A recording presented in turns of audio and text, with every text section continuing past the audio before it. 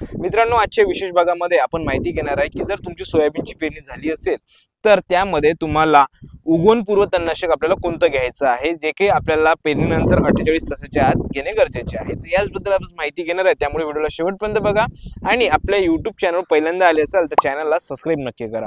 मित्रांनो, ज्यामध्ये जर आपण बघितलं तर सोयाबीनच्या उगवणपूर्व तणनाशकामध्ये आपल्याला सोयाबीनची पेरणी झाल्यानंतर 48 तासाच्या आत हे तणनाशकाची फवारणी खाली जमिनीवर आपल्याला करून घ्यायची आहे।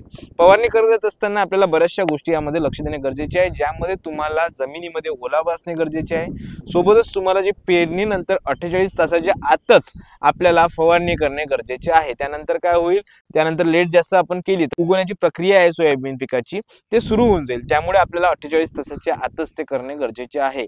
त्यानंतर साधारणतः आपल्या एका एकरमध्ये साधारणतः 7 ते 8 पंप, कंपनी 10 म्हणते पण एवढे शक्य होत नाही, म्हणून आपण कमीत कमी 7 ते 8 पंप तरी एका एकरमध्ये याची फवारणी केली पाहिजे। कमीत कमी तेवढं पाणी आपल्या एका एकरमध्ये गेलं पाहिजे, तरच आपल्याला चांगले रिझल्ट या ठिकाणी मिळतील। जर हे फवारणी आपण केली तर आता बऱ्याच शेतकरी बंधूंचा एक आणखी प्रश्न असतो की हे फवारणी केल्यानंतर आम्हाला एक आणखी दुसरी तणनाशकाची फवारणी करण्याची गरज आहे का? तर मित्रांनो, जर तुम्ही उगवणपूर्वची फवारणी केली, उगवणपूर्व तणनाशकाची जर फवारणी केली तर तुम्हाला नंतरचं जे आहे उगवणीनंतरचे तणनाशक आहे ते फवारणी करण्याची सहसा गरज पडत नाही। त्यानंतर आपलं पीक मोठं होऊन जातं। साधारणतः याचा जो रिझल्ट आहे मित्रांनो, साधारणतः 40-50 दिवसापर्यंत राहतो, त्यामुळे नंतर आपल्याला तण आपल्या शेतामध्ये दिसत नाही। त्यामुळे आपल्याला या ठिकाणी उगवणपूर्व तणनाशक जरी घेतलं तरी तुम्हाला पुढची जी तुमची मेहनत आहे ते या ठिकाणी कमी होते।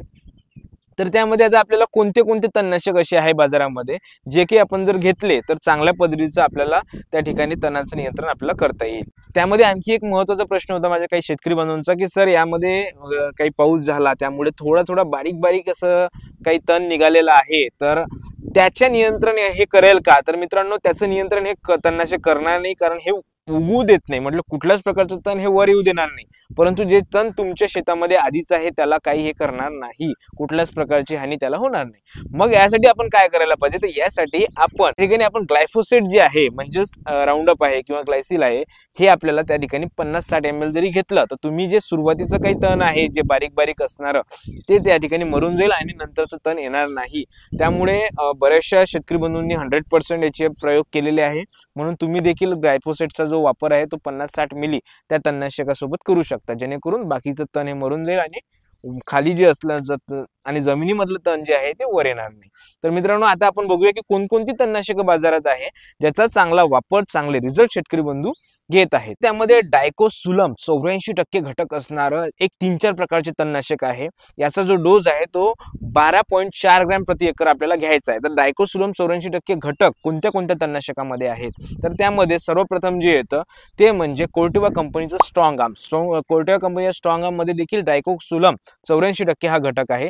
त्यानंतर दुसरं जे येतं एक नावाने येतं बाजारामध्ये टाटा कंपनीचं मार्क या नावाने येतं, यामध्ये देखील सेम घटक आहे आणि हे देखील उगवणीपूर्व तणनाशक आहे। त्यानंतर शेतकरी मित्रांनो, ते धनुकाचं एक येतं डबोच मध्ये देखील डायकोसुलम 84% हाच घटक आहे। त्यामुळे या तिन्ही पैकी कुठलंही एखादं तणनाशक तुम्ही उगवणपूर्व तणनाशक म्हणून आपल्या सोयाबीन या पिकामध्ये घेऊ शकता। त्यानंतर मित्रांनो, दुसरं जे आहे या तिन्ही पैकी एक घेऊ शकताच, परंतु नंतर ऑप्शन जर तुम्हाला पाहिजे असेल तर सुमिटोमो कंपनीचं मॅक्स देखील घेऊ शकता। मॅक्सच्या देखील वापरामुळे तुम्हाला चांगल्या पद्धतीचं सोयाबीन पिकामध्ये तण नियंत्रण हे करता येईल। मॅक्सचा जो वापर आहे तुम्हाला 100 मिली प्रति पंप असा आपल्याला करायचा आहे। त्यानंतरच एक आणखी येतं ते म्हणजे ऑथॉरिटी नेक्स्ट हे देखील चांगल्या पद्धतीचं तणनाशक आहे, एफएमसी कंपनीचं येतं। तो डोस आहे तो 500 मिली प्रति एकर आपल्याला घ्यायचा आहे, म्हणजे प्रति पंप 50 मिली असं आपल्याला घ्यायचं आहे। तर चांगल्या पद्धतीचं जे नियंत्रण आहे ते देखील तुम्हाला सोयाबीन पिकामध्ये सोयाबीन उगवण्याच्या आधी आपल्याला करता येईल। तर शेतकरी मित्रांनो, जे काही मी माहिती आज सांगितली आहे, माहिती कशी वाटली कमेंट करून नक्की सांगा आणि ही माहिती आपल्या बाकी शेतकरी मित्रांपर्यंत देखील पोहोचवा, जेणेकरून त्यांना देखील चांगल्या पद्धतीची माहिती हे मिळेल। अशाच पद्धतीच्या नवनवीन माहितीसाठी हेल्पिंग फार्मर या YouTube चॅनलला नक्की सबस्क्राइब करा। धन्यवाद।